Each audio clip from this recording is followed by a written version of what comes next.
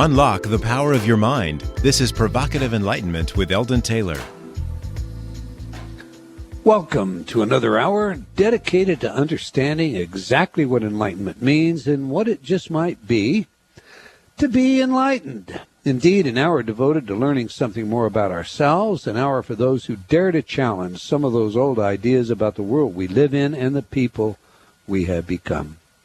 This is an hour for the open-minded, willing to evaluate their experience as inseparable from their total knowing of reality. I'm Eldon Taylor, and this is Provocative Enlightenment. All right. Every week we share some of your letters as our way of honoring the very important role you play in making this show successful. Last week we received a number of letters about the last two shows. Avishai wrote, while listening to Lorna Byrne and you discuss politics, what became more and more clear to me was that you did not agree with what she and her angels were saying, and that you kept trying to get her to pick a different or clearer point of view.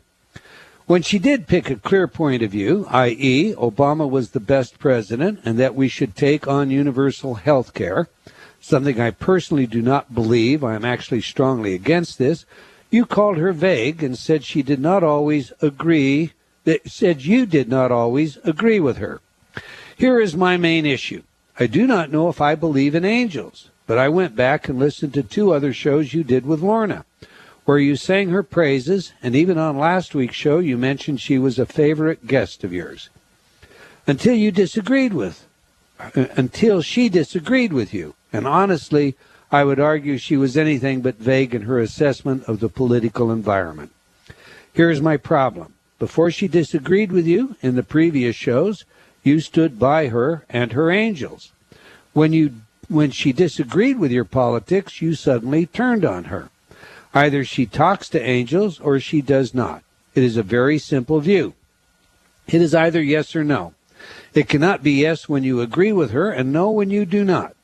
Part of enlightenment is understanding that our view, or as you called them in yesterday's show, our world perspective, cannot change the truth. And that sometimes what we see and believe might just be wrong, even if we believe it to be true.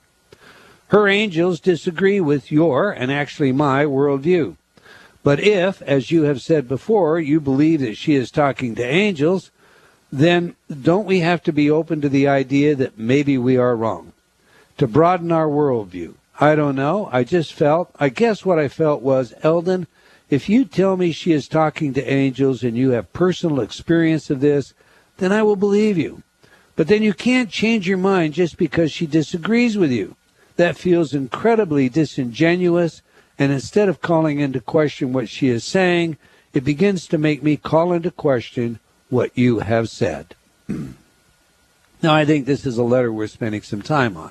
Very well written, has an excellent point in it. And it is a fair point of view to contrast statements that I have made in support of someone against statements that question that same person. That said, we learn over time. My question to Lorna now was really all about the difference between the biblical interpretation by most regarding many of the issues before us today.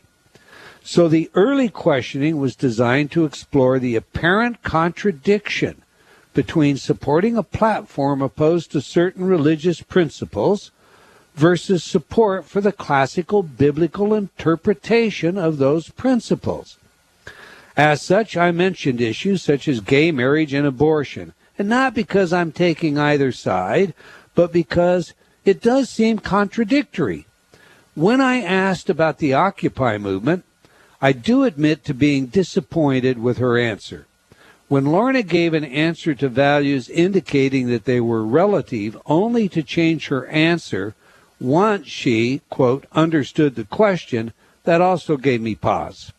Do angels really have trouble understanding questions regarding cultural relativity versus absolute virtues? Last week I discussed my view on the Occupy matter, so we don't need to rehash that one. Still, Avishai is absolutely correct. When Lorna's answer did not fit with my view, my natural tendency was to reject it. What can I say about that?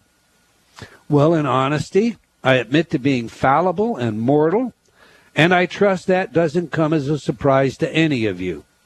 I would not want anyone to cling to my words as though they were the final eternal edict of truth and wisdom.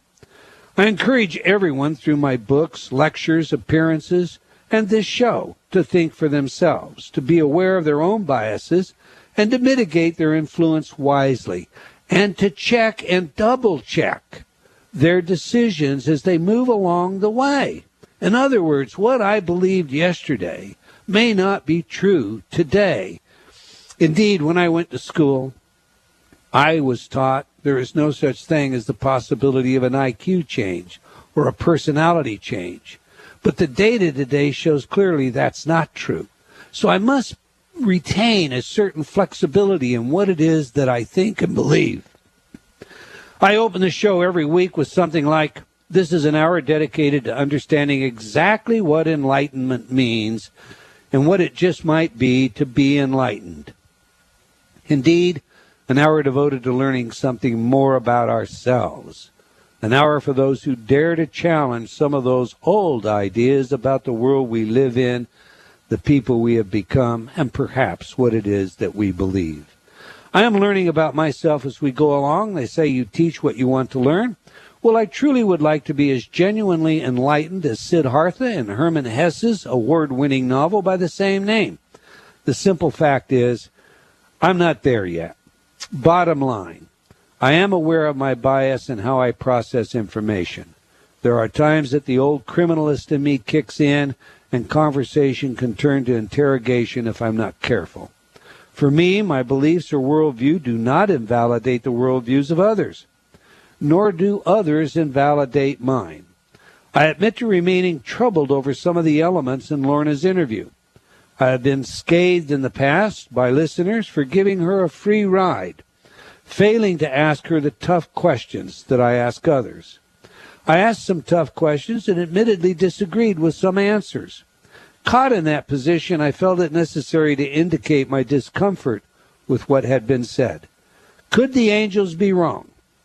Could it be that angels are actually taking responsibility for our decisions and telling us how to vote, but they won't tell us what our guardian angel's name is? I don't know. I do know that Lorna once answered an unspoken question for me as though she or her angels read my mind. I also know that I will work on trying to get this one right for some time. I have suggested in my written work that enlightenment makes itself available only after struggle, thesis, antithesis, and finally synthesis. When I have synthesis, I'll let you all know. Okay, Rod wrote, Hi, Eldon. On the Tuesday Hay House program, did I understand you to say that you work 80 to 90 hours a week, and if your taxes were raised, you would not have the same motivation to work so many hours, and by your working so many hours, you provide jobs for others? In other words, you do the wonderful work you and Ravinder do because of the Bush tax breaks. Is that what you mean? I had problems, I think, with that show, Rev.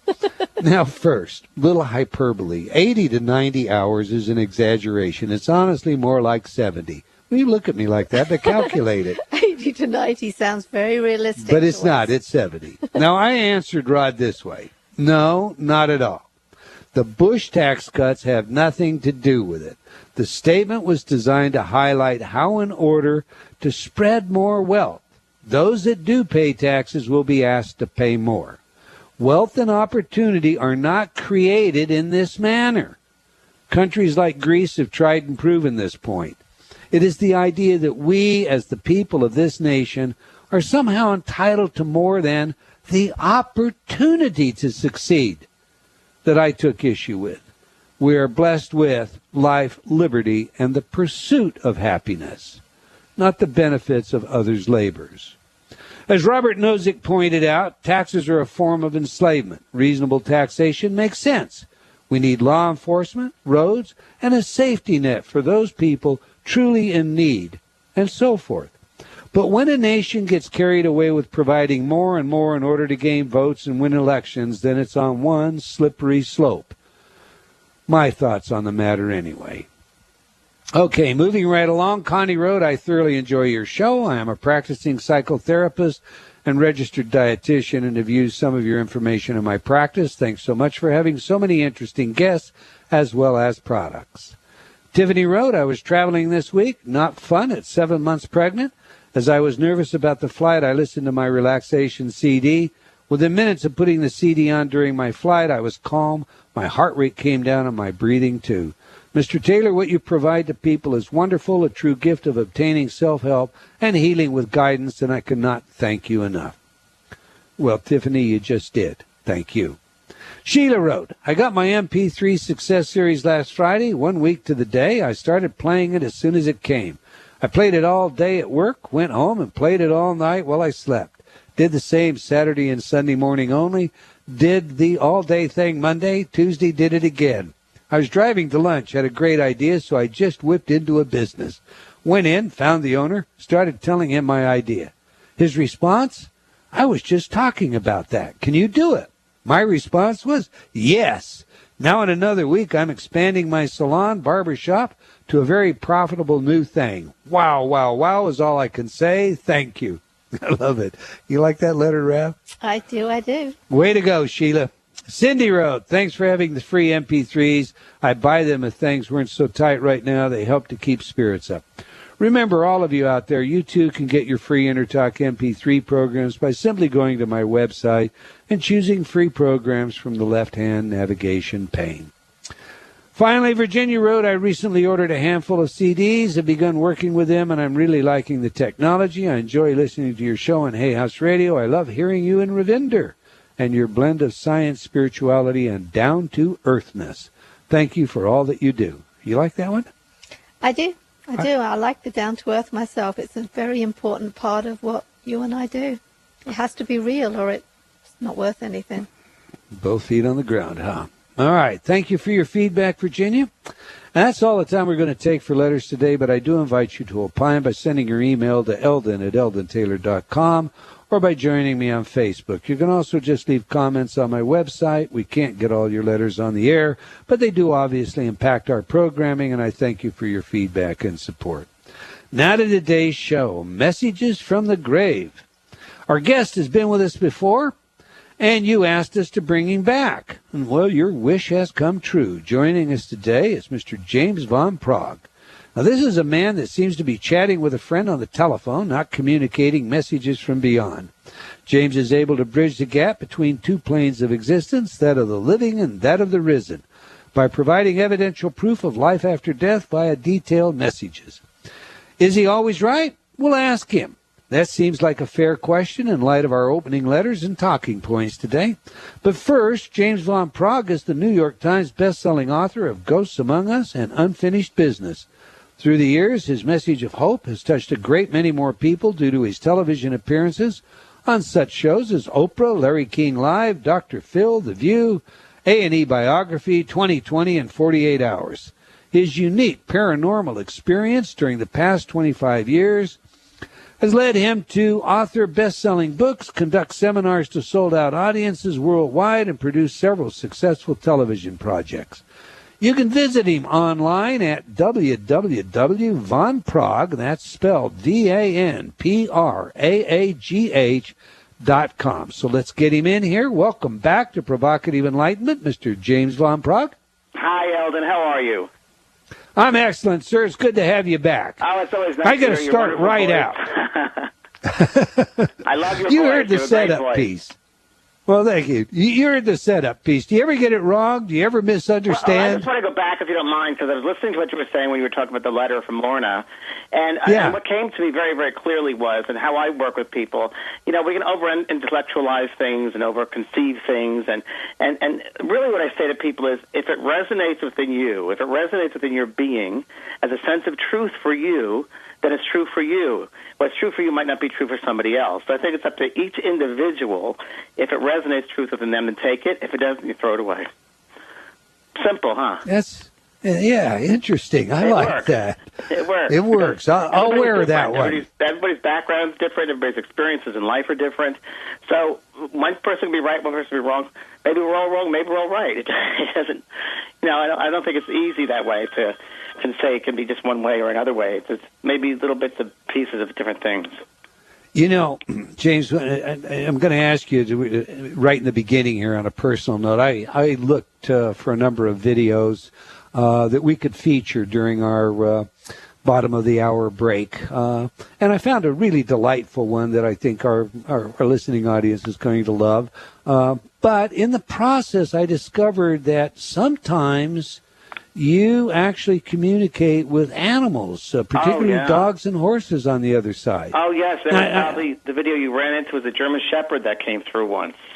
You know, and I happen to have one, and he happens to have cancer, lymphoma, and we're treating him for it, doing all that we can, chemo, et cetera, right now. And so, obviously, when I hit this, it was an important video. What do animals tell you from the other side, and what is their life like? Well, it's wonderful. It's a privilege and an honor to bring through animals, because I find that the animal's vibration, what they come through, is such unconditional love. They're not limited by like we humans are with judgment. They're just pure loving energy, and they come through, and it's really very healing when an animal comes through. I think they're our greatest teachers about love and healing. And they talk about it's life. Remember, they kind of use a human terminology. So I think in a way they're slowing down their thoughts for us here to understand it, because I think they're way beyond us. But basically, it's all about love from those animals, compassion. I think they come here to teach us about those things. So when they come through, many times they'll talk about thanking the owner for taking care of them, helping them. I brought through a horse 2 weeks ago at an event in Seattle, and this lady was shocked. And I said, "There's a brown and white horse next to you, and a man with jeans is overalls is bringing this horse to you." And she said, "Yes, that's my grandfather. He gave me that brown and white horse when I was a little girl." And the horse wanted to thank her for taking care of it all these years. So it's very different. Each animal comes through with different information, but it's really basically about healing, love, and compassion, and really gratitude. You know, now this last week I've been studying the Vedic material, and I guess I have to ask this because, again, being selfish, I've had some wonderful kinship with some great animal friends, horses and dogs. Do they always retain, I mean, the animal characteristic as opposed to, you know, their consciousness moving upward, maybe even becoming human? It's a great question, Eldon. That's a really, really good one. When I started doing this work, I used to very clearly think there was a defined between the animal kingdom and the human kingdom. And I used to think it was that way until once a friend of mine who's a wonderful healer said to me, "Why do you limit a soul? Why can't a soul be a part of the animal and a part of the human?" Which is true. Why do we limit the soul? Why can't it be part of everything? So there could be an aspect into the animal, there could be an aspect of the human, and it could all be one soul. So I was like, yeah, that makes sense to me. So it could be an aspect of a soul, the animal. So I don't know. You know, I won't know till I pass over, because I don't think I fully understand things on this level. But I think we're part of each other. I really do, whether it's animal or human. Mm-hmm. I like that answer, too. And I think animals bring out the best in humans, don't you think? I think they bring out the best in us. They really and the thing with an animal, let's take a dog. You kick a dog, what do? They come back and give you a kiss. But there's no judgment there. Just pure love from those animals, and teaching us how to be compassionate, how to be forgiving, how to be loving. I mean, they're wonderful teachers. Amen. Last time you were here, we discussed your book, Growing Up in Heaven. And you should know, I need to tell you, we received many letters praising your visit and everybody wanting you to come back. Now, that's very nice. I appreciate that. Thank you. Well, you deserve it. It was a great show. Now, you have a new Mastering Mediumship 5-day class coming up. I do. I have it. You actually train the mediums. Tell us all about this, will you? Yes, I've been doing it for years, limited in New York and California, and then I decided, because so many people wanted it, so from around the country, I decided to do 5-day teaching classes in different cities, and I just finished Seattle 2 weeks ago. I limit it to 100 people. That's all I can work with, because it's very intense, it's very emotional, and I really work with the energetic body with the people. I go through the chakra system, and a lot of emotional information comes through, a lot of old debris, if you can call it that, a lot of the old programming we hold on to, old judgments, old limitations, and we kind of explore all that, and then we open them up to their intuitive self. and learn how to discern between their own thoughts, things that are coming from them, and things that are outside of them from the spirit world, how to tune into the spiritual energy, if you will, and then how to define it, whether it's a female, a male, a mother, a father, the time of the passing, how they passed. So by the end of the week, and it's a process, many processes through meditation, various intuitive exercises, the people by the end of the week are able to give messages, of detailed messages, to other students. And we're talking about names and details, how the person passed, evidential survival evidence. And that's what the class is about. And people, when I first start the class, the first 2 days, they're a little bit apprehensive because they're a bunch of strangers. They have these expectations. And by the end of the week, Friday, everybody's crying because they don't want to go home. They want to stay in that wonderful space we've created. And a lot of them leave just floating on clouds. They just really realized they had intuition and mediumship abilities, and now it's been proven to them they can do this work. So it's great. It's really a wonderful experience. I'm doing it in Minneapolis next week on 5 days. People will still register. I still have openings. And then I'll be traveling to Atlanta and New York also to do them. So it's on my website. All of it's on your website? Yes, sir. Okay. Now, that must be very rewarding to you. I guess I see this as two-part. It's kind of a two-part deal because, the skeptic is going to say, well, the reason you do that is to make money, or the skeptic is going to say, you're creating competition for yourself. You're going to have one of your students out there doing this tomorrow. I kind of look at it, and I'm going to throw my view into it, and then ask you to kind of play with all three, if you will, James. Sure, I like to play, sure. It's got to be really gratifying to see people actually gain that ability to where they are making accurate readings and they're getting that feedback, and they know indeed that they have connected with something other than this materialistic world that everyone keeps telling us is all there is. Exactly. You got it. And the work that I do, I'm really a teacher at heart. I really am a teacher. I think I was born to be a teacher, and I think that, the work that I do as a medium, it's not my work. I'm the vessel. It's Spirit's work. I'm just the vessel being used. So I don't own this work. It's not for me to keep this. It's all to share it and enlighten other people with it.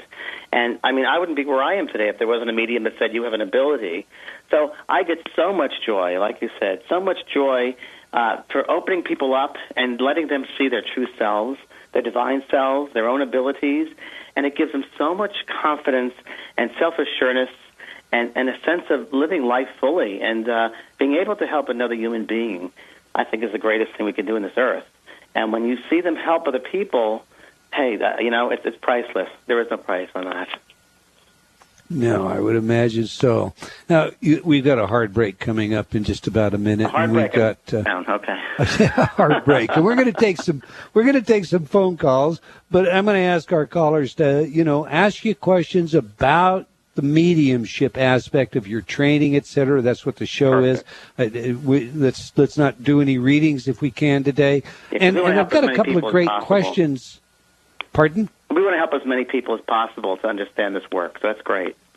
Okay, cool. And then and we've got a great question out of the chat room having to do with one of your presentations most recently. So when we get back, we'll take those subjects on. We're speaking with James VanPraagh about mediumship in his upcoming course, Mastering Mediumship. You can check it out at vanpraagh.com. That's VANPRAAGH.com. You're listening to Provocative Enlightenment on Hay House Radio. If you're not already in our chat room, this is a great time to join in the conversation.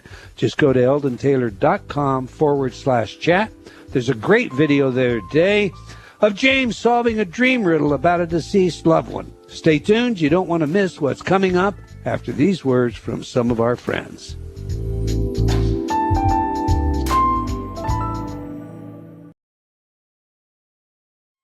Confusion, deception, manipulation, feeling a bit controlled, lost. Learn how you can take back control of your life through proven techniques in Eldon Taylor's revised edition of Choices and Illusions. This New York Times bestseller is a guidebook to your journey to self-actualization, filled with practical, real-life solutions backed by scientific studies and guaranteed to awaken your inner genie.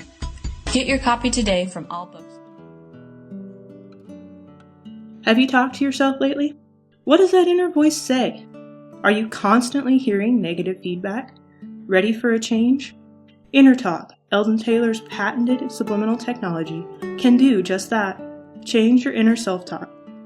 Turn off the negative by replacing it with positive affirmations. Inner Talk has been researched at universities such as Stanford and by governments around the world, and has been proven effective at priming your self-talk. Armed with a new positive outlook, you'll find everything becomes easier, from losing weight to stop smoking, giving presentations to riding horses. Learn new things to being a powerful salesperson. Choose your title for change today. Visit www.innertalk.com. That's INNERTALK.com. Innertalk.com.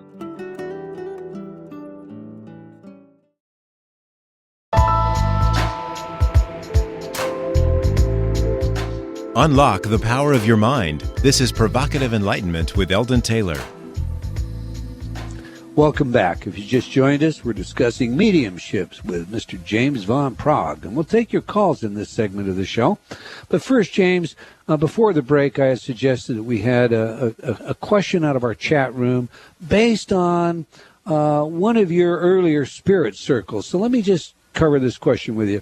This is Kevin, and he says, can you have Eldon ask James a question for me? I was at James' Spirit Circle in Los Angeles in January, and he did an incredible reading for a woman who had recently lost her son in a car accident. James nailed the reading at a level that I have never seen before, and I wanted to know if he was able to follow up with her and if he may use her story in a future book. I think the world needs to hear what happened that night. Wow, that's very great, Kevin. Thank you. I appreciate that. I when I do these readings, these messages, I definitely put myself into an altered state of consciousness. So I'm kind of, my awareness, I'm partly there, and I'm partly to the side of me. So I'm not always aware of what's coming through. And we have a really good communicator, and they come through with details and facts, and the person receiving the information is very open and emotional. It really does help to have a wonderful, wonderful experience. I don't remember a lot of them, and I cannot use the session not unless they come up to me or they contact me later on and they tell me what happened, because many times I do not remember it. All the readings in my books I've done have been from people who have indeed contacted me afterwards and let me know. Where there are certain things that I write down afterwards, I will remember. Some really strong things, like that horse thing was very strong. And I will write things down and keep notes, but if I do use it for a book, I have to have their permission or I'll change the names around. But yes, great teachings come through in those sessions, amazing experiences, because it's from their point of view, from the spirit's point of view, not from the physical point of view, where there is no time. Time does not exist in that dimension. So it's incredible that they come through the way they do with the information from that point of view. Well, quite obviously, according to Kevin's question, whatever transpired was most impressive. You have packed our phone lines. Oh, that's so I'm going to ask our callers Wonderful. to be succinct in their question. Let's see if we can't get as many phone calls on the air today as we can. Great. So we'll begin by going to Tracy in Redlands, California. Tracy, welcome to Provocative Enlightenment. You have a question for Mr. VanPraagh. I do. Hello. Thank Hi, you so Tracy. much. I have followed you for years. Oh, I have great. a question that I have so many loved ones that have passed over, and I've been with Yep. them as well, with some of them that have passed. Mm-hmm. My question is, I get all kinds of signs, whether it be chimes, the electrical, the hummingbirds, Yep. all of Yep. that stuff that comes right up to me, can't miss it. My question is, how can I know which loved one it is that's putting that effort forth to acknowledge me, because I don't want to disrespect them? Well, number one, that's a great question. I've never heard that question before, and it's a wonderful way. I love the way you think, and I love the way you're on top of that. The best way that I would advise you to do is when you have that signal or that sign, you want to go into a meditative state where you want to be able to get to that area where you can just ask them in your mind, who is here now? Who is here now? And, when I do my development classes, these 5-day mastering mediumship classes, I have people actually go into a meditative state and learn how to discern the signals. Is it from a mother? Is it from your father? Is it from a child? Is it from an animal? Who is it from?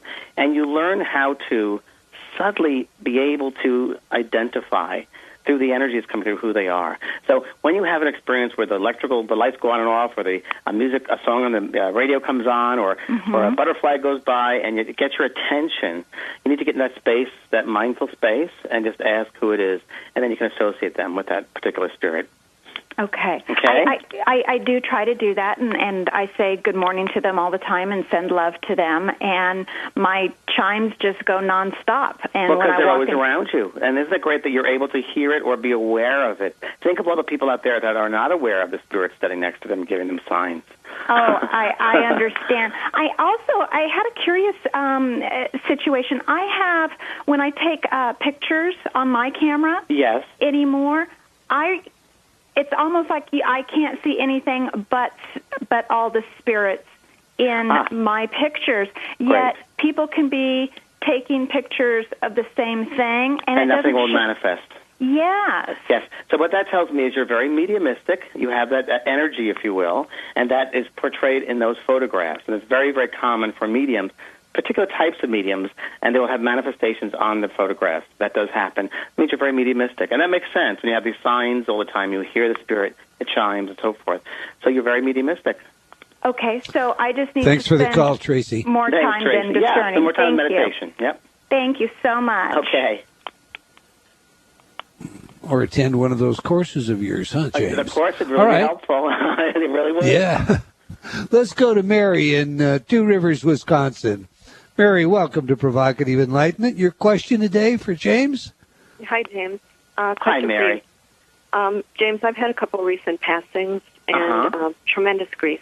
Mm-hmm. How does one silence the grief, the pain, so that you are open to signs from your loved ones? Well, I wrote a book called Healing Grief many years ago, and it's a really, really good book. If I do say so myself, it really covers every aspect of grief and loss, and actually the signs to look out for when spirits are around you, how to get out of your own head, if you will, getting out of that critical mind, and really opening yourself up.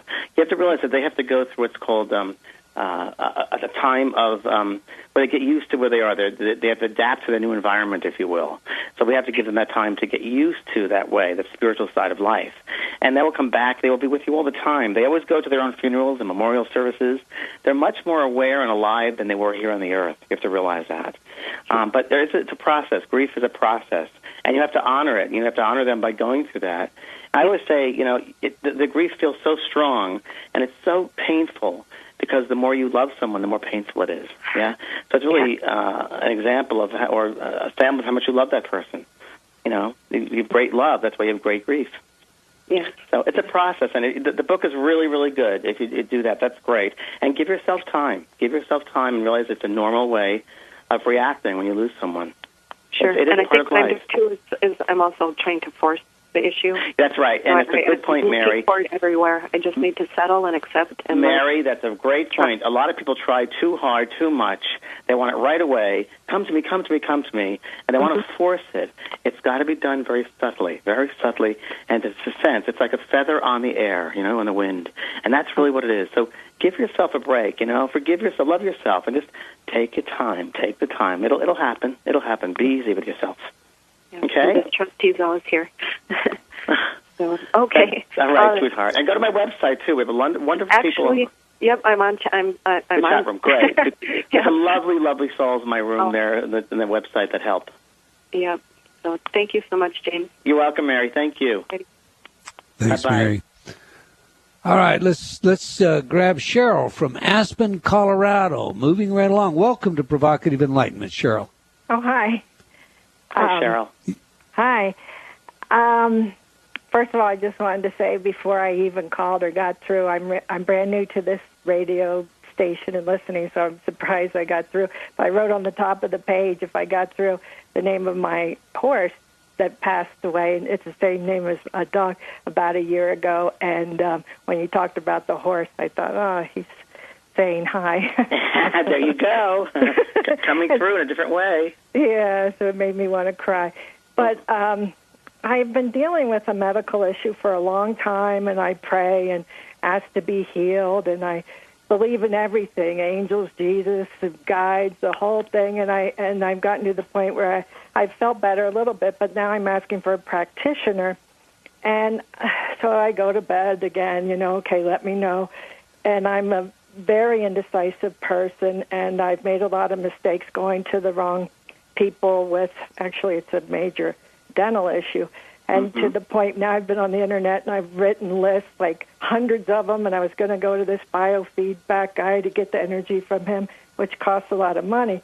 So my question is, how do I know, or how do I open up to finding right direction through anyone maybe that's passed on, or the energy around me?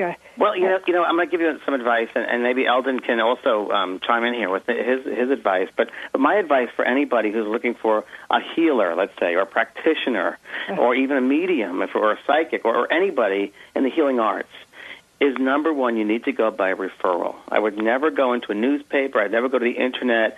I would go by a friend, someone you can trust. If they've had the experience, then that's fantastic. I have people on my website, on my resource page, healers, psychics, mediums, nutritional people, who I have tested 3 times, and they've proven themselves over and over again. That's the only way they'll get on that page. You have to go by a referral. That's the only way I could advise about that. That's what I would think. Eldon, what do you think about that? Well, the bottom line is I totally concur. And if you don't know someone that can refer, then practitioners all belong to professional organizations, and they report on those individuals and make references. And, you know, I'm going to come back and say it's always a good idea to have 2 opinions, period, end of quotation. Yeah. More and more so today than ever in the past. So not being familiar with what your particular situation is, Cheryl, I think, you know, you just got some very good advice from James. Okay, thanks. And I also thank you for calling. Okay, thanks. Good luck, Cheryl. All right. All right, let's go to Elaine in Williamstown, New Jersey. Elaine, you have a question for James. Hi. Great. I'm just fascinated. I am just thoroughly fascinated with James. And Thanks, mine is more about, I was told we have spirit guides and guardian angels around us. How do I find out who my guardian angels are? Well, I don't mean to be repetitive, but I'm going to be, because I've created a program on my store page, on my website, and it's about meeting your spirit guides and your families, deceased family members. And it's a program that I guide you through in a meditative program. Okay. And that's really how you have to really go within, if you will. You got to close down the mind and go within to your soul, if I can put it that way. And it's very subtle, and you learn about the different signs and signals that you know that they're around you. It's all energy, so it's identifying that energy. So if you go to my website, on my store page, it's one of the meditations I have. Okay, I'm on your website. Yeah, so the store page, and read the different ones. I think it's an online, you can download it. But it's a really good way, and we've had some great results from people who want even more. I haven't had time to do another one, but they want more of them. That's a good way to get started, okay? And learning also about meditation. That's a good way of starting meditation. Meditation is so beneficial in so many ways in our life. And if that's what the door is doing for you right now, is opening of this door to meditation, that's great. It's great. You've come the right way. Okay. All right? Thank you so much. Thank you, sweetheart. Thanks for your phone call, Elaine. All right, I'm going to give the chat room a chance here and share a couple of questions out of the chat room before we bounce back to the phones, James. You're in there? That's I'm in good. There. Yes, I am. Well, that's great. You see, Elaine is asking, I wonder, question for James, has he seen dogs or other pets which repeatedly come back to a person? I feel my dog has been with me 2 or 3 times as childhood pet. Oh, totally, totally. Just like we have soul families and soul groups, we often have the same animal group, if you will, those same souls, and they will tend to come back in the same families, the same people, the same beings. They tend to repeat, very, very much so. So, yes, the answer to that is very much yes. And as far as spirit animals, just a real quick reading I gave this lady years and years ago. I said to her, this dog is here, and it was a French poodle, I believe, and the dog is very upset with you. And she said, why? I said, well, the dog is telling me you bought a puppy. And she said, yes. Well, this dog that's speaking says you're using its old food bowl for the new puppy, and she doesn't want that. And she said, oh, my goodness, I am using the same bowl. So it was very funny. His personality came through, those personalities. It's kind of a human kind of personality, but it came through, and she said, that dog is very stubborn. So it was very funny. It made sense that the personality traits. They do tend to come back in the same families, for sure. That's great. I love that. All right, let's bounce back to the phones. We'll get Juanette out of Palmdale, California. Juanette, welcome to Provocative Enlightenment. You have a question for James? Yeah, and it's Lonette with an L. I'm sorry. Hey, Lonette. It's okay. No, it's okay. Everybody wants to put a W in there. Well, in my instance, they've got a J in here, but that's okay. I'll believe that it's Lonette. I mean, you should know, right? You're more than your name. Don't worry. What's your question, anyway, honey? I was going to ask a question about spirit guides, but sure. You're getting a lot of those questions. I don't know if it was your first book but Talking to Heaven. Talking to Heaven, that's right. The first book I did, yeah. That was the very first anything into the spiritual. My mother and my grandmother gave it to me. Oh, that's great. And in it had explained that if you wanted to get in touch with a loved one, that you can, through your dreams, that's right, that you can ask them, and it would take, a little bit of time sometimes. That's right. And I was able to get in contact with my mom's best friend who had died. And it was like I came across her phone number, and I called her up, and I was like, "You're alive?" She's like, "Of course." And so I knew that was me finally making contact with her too. Right. I'm wondering if you're able to do that with living people. Like, me and my mom hadn't talked in like 3 years, and there needs to be a healing between us, and I'm wondering if you can do that. Okay, number one, thank you very much for asking the question. It's a great question, and it's a wonderful, wonderful insight. So I'm going to, and thank you, because it's needed by many, many people listening right now. They need this. I have found in my work that in many of the readings that come through the sessions, it's spirits talking about how sorry they are, please forgive me, and that it's very important when we're living on this earth to forgive each other now that we have the time down here. I wrote a book called Unfinished Business, and it's really about having no shouldas, wouldas, or couldas. Because when you pass over into the spirit world, you're met with all the things you did and you didn't do. And it's the things that we didn't do in life that really haunt us when we pass over. So you can indeed forgive your mother or any relationship you have. You don't have to do it physically, but you can do it on another level. So you can do it on a spiritual level, and you can almost in a way communicate with their divine self. Divine self to divine self, spiritual self to spiritual self. And you can do that in a dream state. And again, we're going back to the same theme, meditation. You can go into a meditative state and send out thoughts. Thoughts are real things. And thoughts, you will receive your thoughts.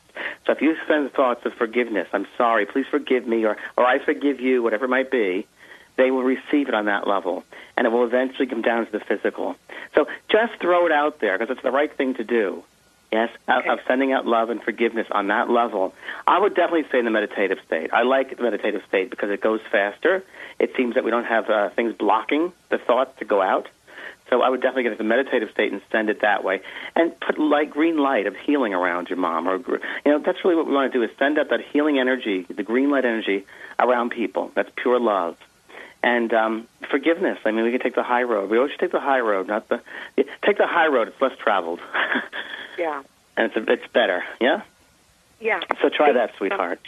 Thank you. You're very welcome. All right. Thanks very much for your call. All right. Yeah, I'm going to ask you something, James, before I jump back to the telephones here. Okay, Alvin, go clarify ahead. something. Sure. What is the difference, I mean, in the use of the terms between psychic and medium? That was a very good question. Everybody is psychic, so everybody has what's called a sixth sense. The sixth sense is intuition. Intuition means into the soul. So we're all born with this sixth sense. We wouldn't be able to survive as babies without our intuition. We sense things. So we all have that sense, if you will. Probably around the age of 7, 8, it starts closing down in a way because we don't use it as much as we start intellectualizing or using the mental part of ourselves. So that sense gets kind of pushed back most of the time. But there are some people who are very, very high, they're very highly sensitive, and that intuitive self is very, very strong throughout their lives. So every single individual is psychic from one degree or another. And what a psychic is, or an intuitive, they're able to read energy or sense energy. And with that, of course, there's no time with energy, so they can sense things.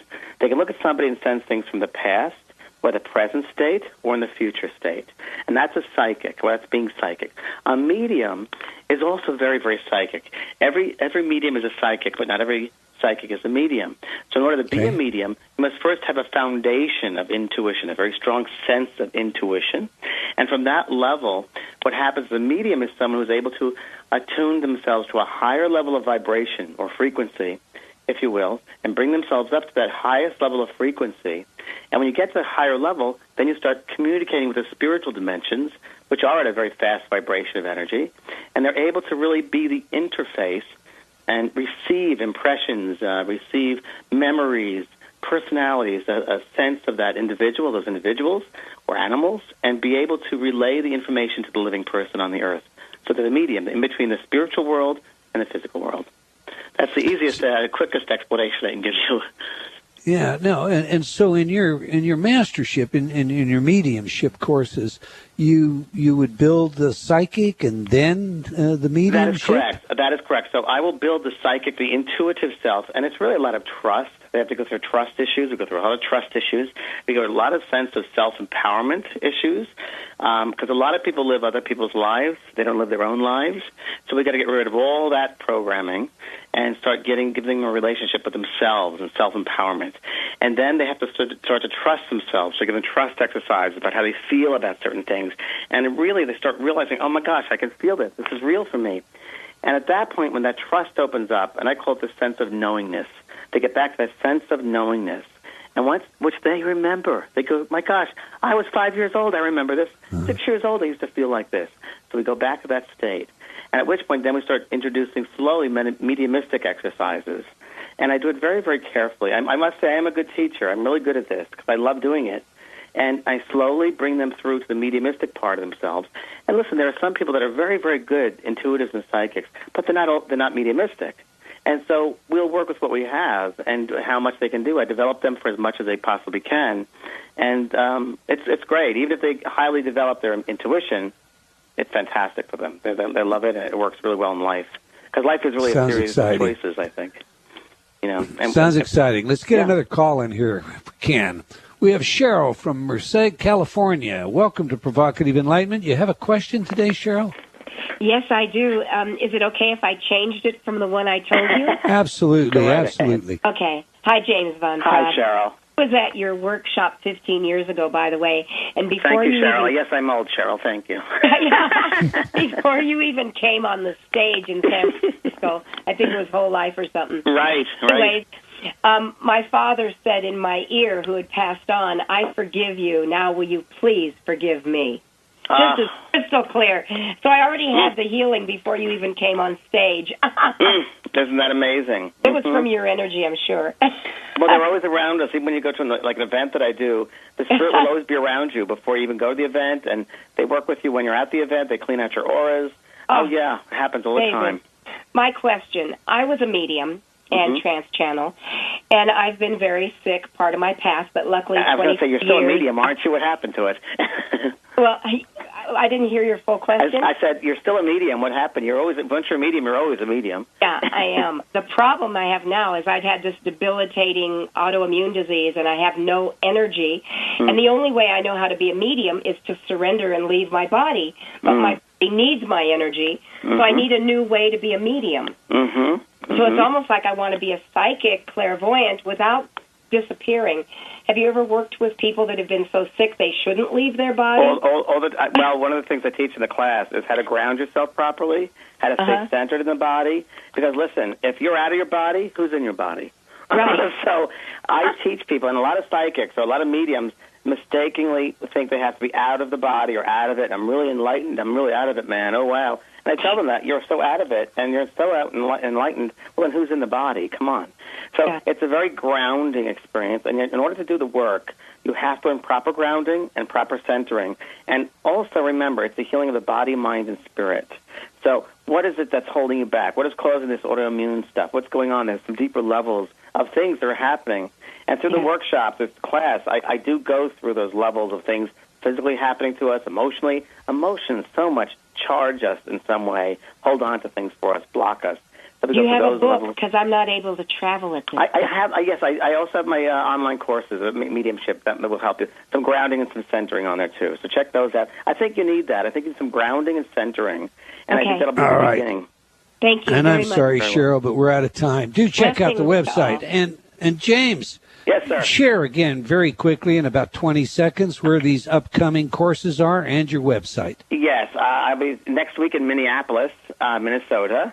and then I'll be in Atlanta after that, and then I'll be in New York. So it's all in my website on the calendar page, which is VanPraagh, VanPraagh.com, and also on Facebook, James VanPraagh, also the public part of it. All right. Well, we've come to the end of another hour of Provocative Enlightenment. I want to thank you all for joining us and thank our special guest today. I hope you enjoyed our show and will join us again next week, same time and same place. And if you have comments on our show, do let us know. Okay, until next time, wherever you are in the world, remember, believing in yourself always matters.